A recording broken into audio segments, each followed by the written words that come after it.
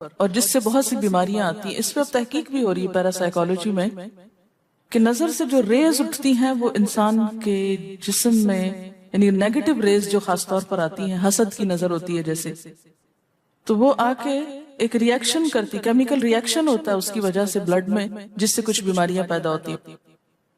حدیث میں آپ کو سنا دیتی ہوں. حضرت ام سلمہ سے روایت ہے کہ آپ صلی اللہ علیہ وسلم نے ایک لڑکی کے چہرے پر کالے پیلے رنگ کا نشان دیکھا تو آپ نے فرمایا اسے نظر بد لگ گئی ہے، اس پر دم کرو. حضرت جابر کہتے ہیں کہ آپ صلی اللہ علیہ وسلم نے آل حزم کو سانپ کے ڈسنے کی وجہ سے دم کرنے کی رخصت دی، اور آپ نے اسما بنت امیس سے پوچھا کیا وجہ ہے کہ میرے بھتیجے کمزور ہیں، کیا فقر و فاقہ کا شکار ہیں، یعنی کھانے پینے کے باوجود یہ کیوں کمزور ہیں، کیا ان کو کچھ کھانے کو نہیں ملتا؟ انہوں نے کہا نہیں، بلکہ انہیں نظر بد بہت جلد لگ جاتی ہے. تو آپ نے فرمایا ان پر دم کیا کرو. یعنی جس بیماری کی سمجھ میں نہ آئے کہ کھائے پیے بھی انسان جوان بھی ہو لیکن اس کو صحت ہو ہی نہ، کوئی ظاہری سبب معلوم ہی نہ ہو، تو ایسے شخص پر دم کرنا چاہیے. حضرت عائشہ صدیقہ کہتی ہیں کہ رسول اللہ صلی اللہ علیہ وسلم نظر بد کی وجہ سے دم کرنے کا حکم دیتے تھے. حضرت انس کہتے ہیں کہ آپ صلی اللہ علیہ وسلم نے نظر بد اور بچھو وغیرہ کے ڈسنے سے اور پھوڑوں سے دم کرنے کی اجازت دی، یعنی پھوڑے وغیرہ جو ہوتے ہیں نا اس پر بھی دم کی اجازت دی. تو جسمانی بیماری ہے نا. اور نظر کے بارے میں تو یہ بھی کہا گیا ہے، حدیث میں آتا ہے کہ نظر بد کا لگنا حق ہے، انسان کو اونچے پہاڑ سے گرا سکتی.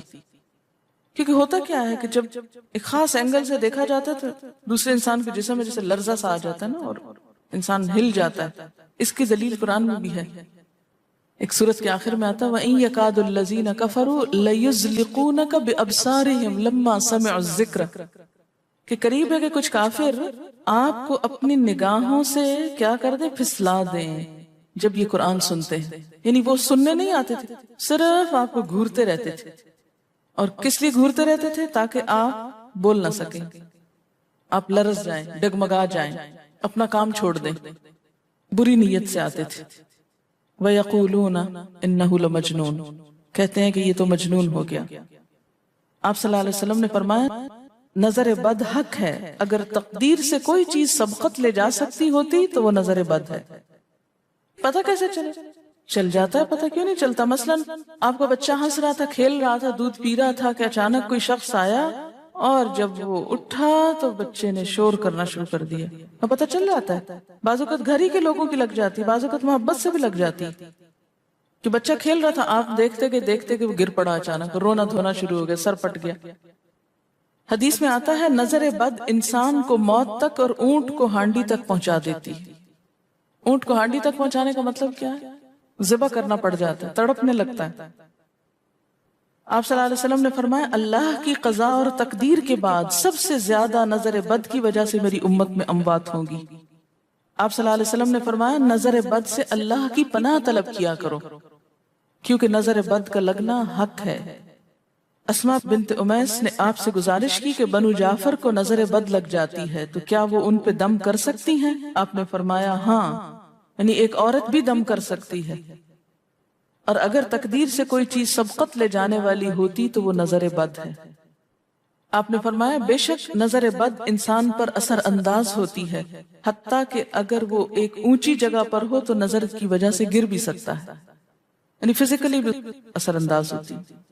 اور آپ دیکھیں کہ وہ قرآن پاک میں نہیں آتا وَمِن شَرِّ حَاسِدٍ إِذَا حَسَدَ، اور حاسد کے شر سے جب وہ حسد کرے. تو نظر بد ہوتی کس کی ہے؟ حاسد کی ہوتی.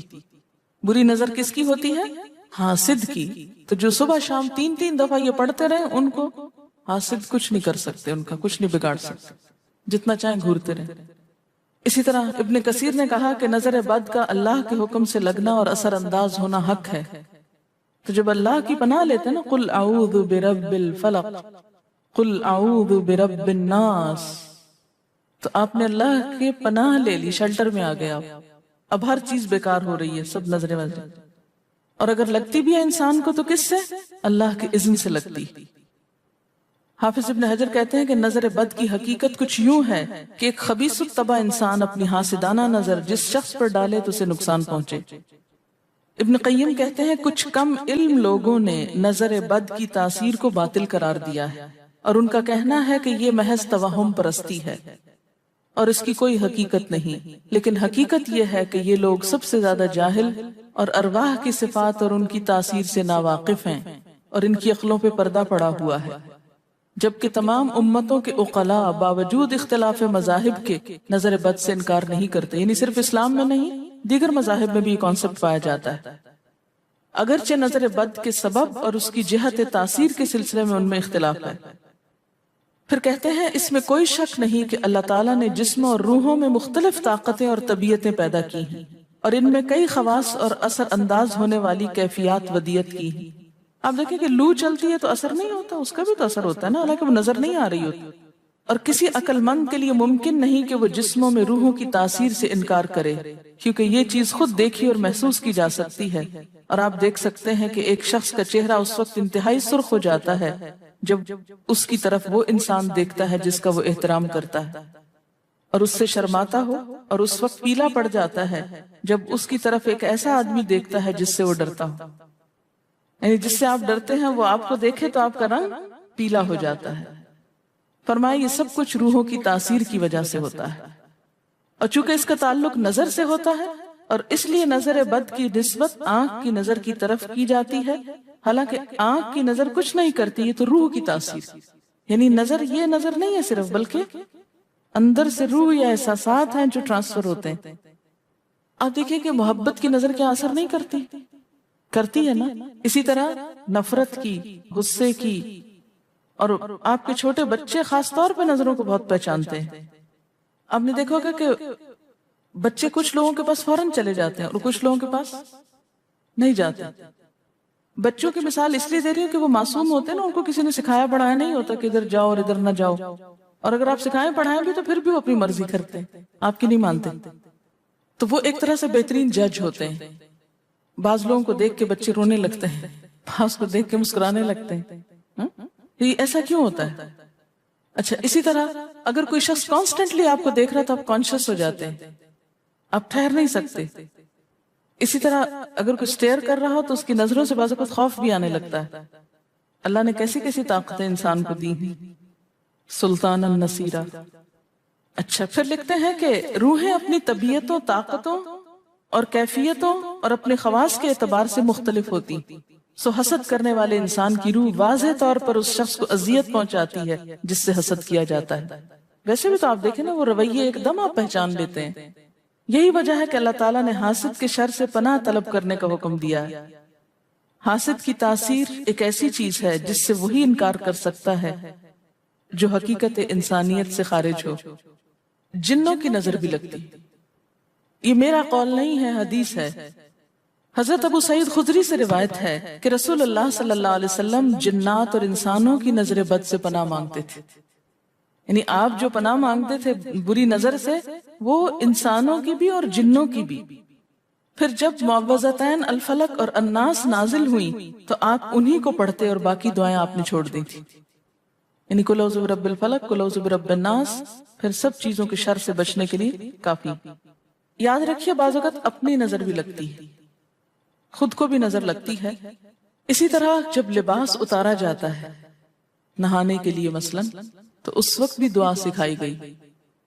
بسم اللہ پڑھنی چاہیے، بیسیکلی بسم اللہ پڑھ کر اتارنے چاہیے، اور اس کے علاوہ اعوذ بکلمات اللہ التامات من شر ما خلق بھی پڑھ سکتے ہیں۔ آپ کو معلوم ہے کہ ٹوائلٹ میں جانے سے پہلے بھی دعا سکھائی گئی، کیونکہ جنات کے ٹھکانے گندی جگہوں پر ہوتے ہیں۔ اللہم انی اعوذ بک من الخبث والخبائث، خبیث جنوں اور خبیث جننیوں، خبائث سے تیری پناہ میں آتا۔ یہ دعا کیوں سکھائی گئی؟ اسی لیے کہ اگر آپ وہاں پر موجود ہیں، اور خصوصاً اگر آپ بے لباس ہیں، تو بھی ایسی چیزوں کی نظر بھی لگ سکتی ہے اور وہ چیزیں اثر انداز بھی ہو سکتی۔ اسی لیے بلا ضرورت تنہائی میں بھی بے لباس ہونے سے منع کیا گیا۔ بعض لوگوں کی عادت ہوتی ہے نا کہ وہ نہانے بیٹھتے ہیں تو وہی کپڑے دھونے شروع کر دیتے ہیں، اور نہیں، بس فوراً اپنے آپ کو ڈھانکنے کی کوشش کریں، بلا ضرورت زیادہ دیر بے لباس نہ رہیں۔ ایک حدیث میں آتا ہے ابو امامہ کہتے ہیں کہ میرے باپ سہل بن حنیف نے غسل کا ارادہ کیا اور جب قمیص اتاری تو عامر بن ربیہ ان کی طرف دیکھ رہے تھے. ان کا رنگ انتہائی سفید تھا اور جلد بہت خوبصورت تھی. عامر نے دیکھتے ہی کہا میں نے آج تک اتنی خوبصورت جلد کسی کنواری لڑکی کی بھی نہیں دیکھی. ان کا یہ کہنا تھا کہ سہل کو شدید بخار شروع ہو گیا. چنانچہ نبی صلی اللہ علیہ وسلم کو یہ قصہ بتایا گیا اور آپ سے یہ بھی کہا گیا کہ سہل کی حالت یہ ہے کہ وہ سر بھی نہیں اٹھا سکتا. آپ نے پوچھا کیا تمہیں کسی پہ شک ہے؟ انہوں نے کہا جی ہاں، عامر بن ربیہ پہ ہو سکتا ہے. آپ نے انہیں بلوایا اور ناراضگی کا اظہار کرتے ہوئے فرمایا تم میں سے کوئی ایک کیوں اپنے بھائی کو قتل کرتا ہے؟ کیا تم بارک اللہ نہیں کہہ سکتے تھے؟ اس لیے اب غسل کرو اور اس غسل کا پانی کس پہ ڈالا جائے؟ جس کو نظر لگی. عامر نے اپنا چہرہ، ہاتھ، کوہنیاں، ٹخنے، پاؤں اور اپنی چادر کے اندرونی حصے دھوئے، پھر اسی پانی کو آپ نے سہل کے اوپر پیچھے سے بہا دیا، نہیں کہ اس کے منہ پہ ڈالنا، پیچھے سے بہا دیا اور سہل فوراً ٹھیک ہو گئے. اس کا طریقہ بتایا گیا اس غسل کا.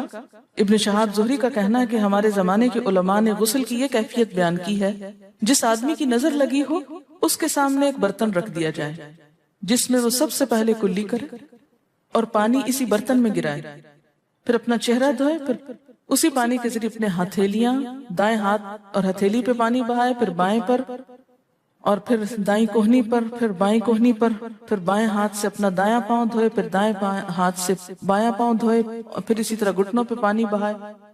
اور پھر یاد رہے کہ سارا پانی برتن کے اندر جائے اور اس کے بعد جس شخص کو نظر لگی ہو اس کے سر کی پچھلی جانب سے وہ پانی ایک ہی بار بہا دیا جائے. حضرت عائشہ کہتی ہیں کہ جس شخص کو بری نظر لگتی اس کو اسی طرح غسل کروایا جاتا. اب بعض اوقات یہ نہیں پتا چلتا کس کی لگی. ایسی صورت میں پھر طریقہ کیا علاج کا؟ مریض کے سر پہ ہاتھ رکھ کر یہ دعا پڑھی جائے بسم اللہ ارقیک من کل داء یؤذیک من کل نفس او عین حاسد اللہ یشفیک بسم اللہ ارقیک.